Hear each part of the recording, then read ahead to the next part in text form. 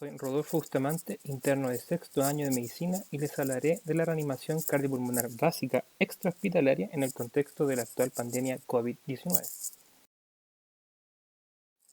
El público objetivo de la clase es la comunidad que no sea parte de los profesionales de salud y sin capacitación básica o quienes tengan esta capacitación pero quieran reforzar sus conocimientos con las nuevas recomendaciones en la reanimación básica. En los objetivos está aclarar los conceptos básicos del paro cardiorrespiratorio y en el actual contexto de la pandemia COVID-19. Aprender a realizar las maniobras de reanimación cardiopulmonar de manera efectiva, segura, tanto para la víctima como para el reanimador, y enseñar las actualizaciones que le han hecho a las pautas de reanimación para protegerlos a ambos de una posible infección de COVID-19. En conceptos, primero, el paro cardiorrespiratorio se define como la interrupción brusca e inesperada y potencialmente irreversible de la respiración y circulación espontáneas, pudiendo identificarlo en una víctima que no responda a nuestro llamado y que no respire o que respire de forma agónica, no siendo necesaria la búsqueda del pulso por un reanimador no entrenado, ya que esto podría retrasar la entrega de la ayuda, lo cual es crítico.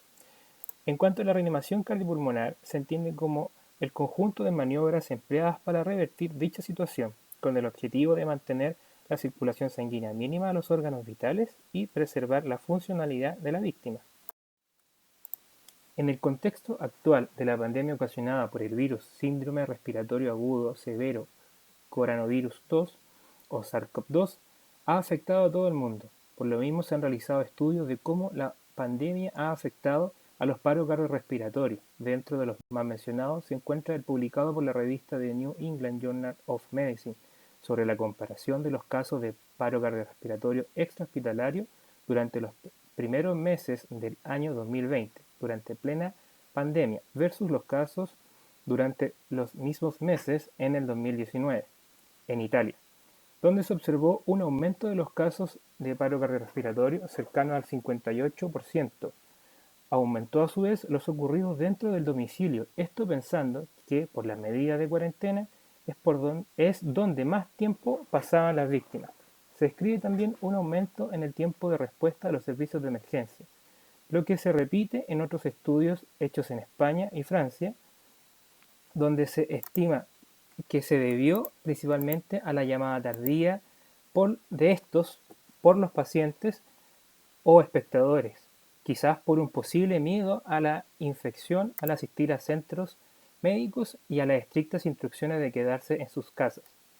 También disminuyeron las tasas de éxito de las reanimaciones asociado a la menor realización de las mismas reanimaciones por los testigos, a la tardía llamada de los servicios de emergencia y a una menor llegada a los hospitales, aumentando las tasas de mortalidad de los paros cardiorrespiratorios extrahospitalarios, siendo un 77% el 2019, pasando a una tasa de mortalidad del 88% el 2020.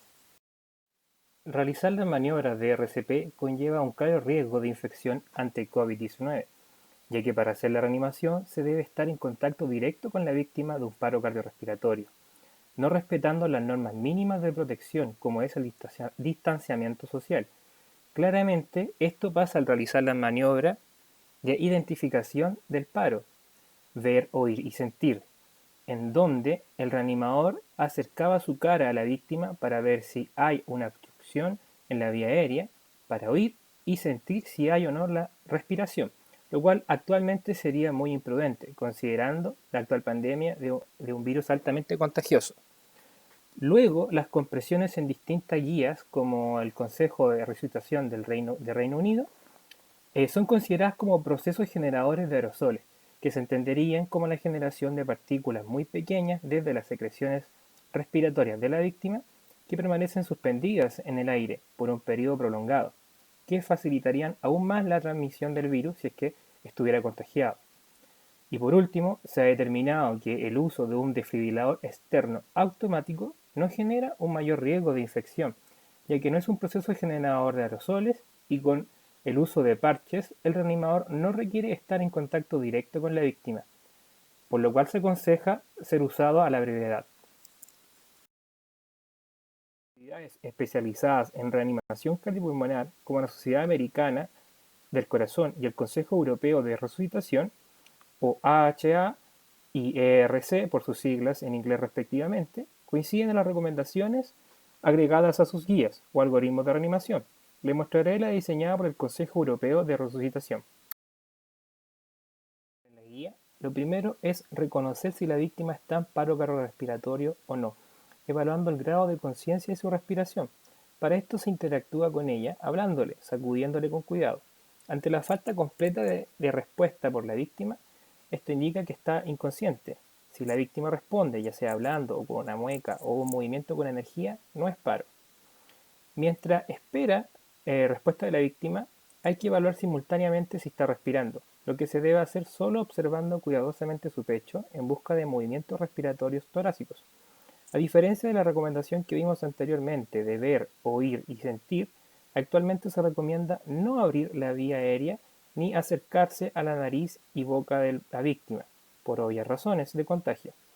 Si hay ausencia de movimiento o los movimientos son anormales, como lo sería en una respiración agónica, se debe asumir que el paciente está en paro y que este es inminente, siendo la respiración agónica descrita como jadeo o boqueo, como grandes bocanadas de aire que tienden a ir espaciándose entre una y otra, lo que está indicando un paro inminente.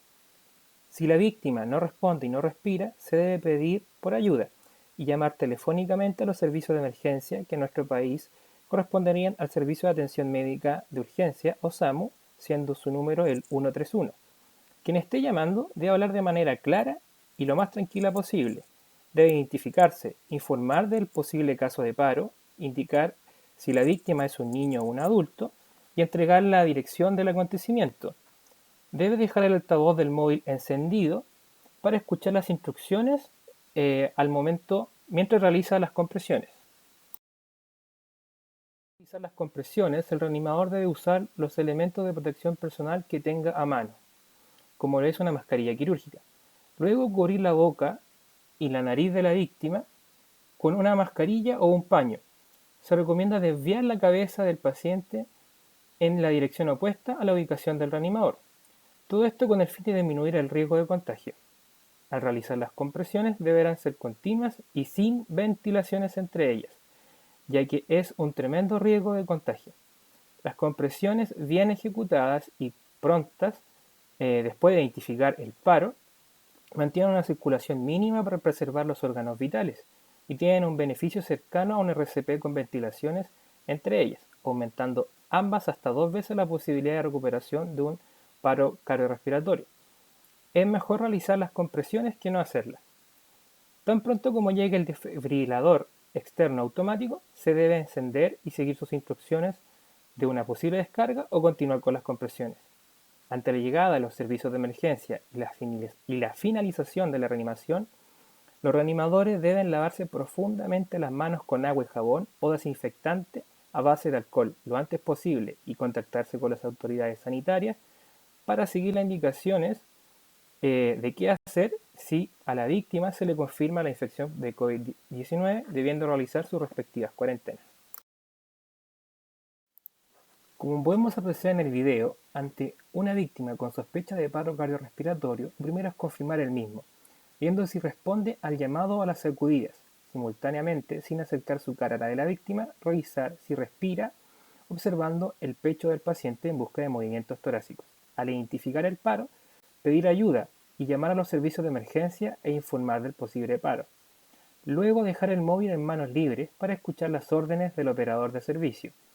Antes de realizar las compresiones, el reanimador debe usar los elementos de protección personal que tenga disponible. Luego cubrir la nariz y la boca de la víctima con un paño o una mascarilla, como en este caso. Luego desviar la cara del paciente en dirección opuesta a la que se ubicará el reanimador.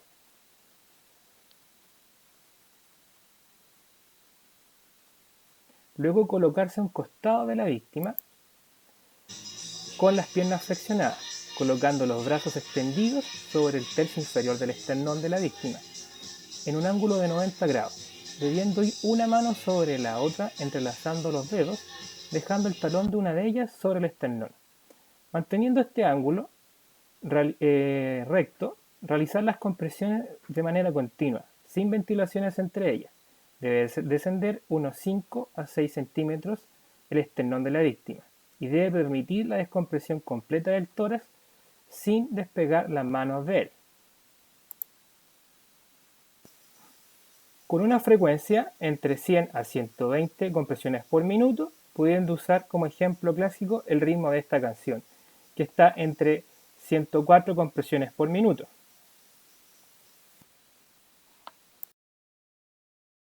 Respecto al paro cardiorrespiratorio extrahospitalario, hay que destacar la frecuencia en aumento y la predominancia de los casos intradomiciliarios, siendo un evento cada vez más probable y del cual ser testigo, para lo cual se debe estar preparado. Si se decide realizar la reanimación, mantener estas recomendaciones de protección para no convertirse en otra víctima. También recordar la pronta activación de los servicios de emergencia es esencial para conseguir la ayuda necesaria y es clave para un resultado favorable. Al realizar la reanimación cardiopulmonar, hacer las compresiones continuas sin ventilaciones. Esto ha demostrado ser efectivo en mejorar la circulación de los órganos vitales y en aumentar casi al doble la posibilidad de un buen desenlace. Y no olvidar, en el momento que se disponga de un desfibrilador externo automatizado, no tardar en usarlo, ya que no genera un mayor riesgo de infección dentro de las maniobras de la reanimación cardiopulmonar y mejora importantemente el pronóstico de la víctima. Acá les dejo las referencias usadas para esta clase y muchas gracias por su atención.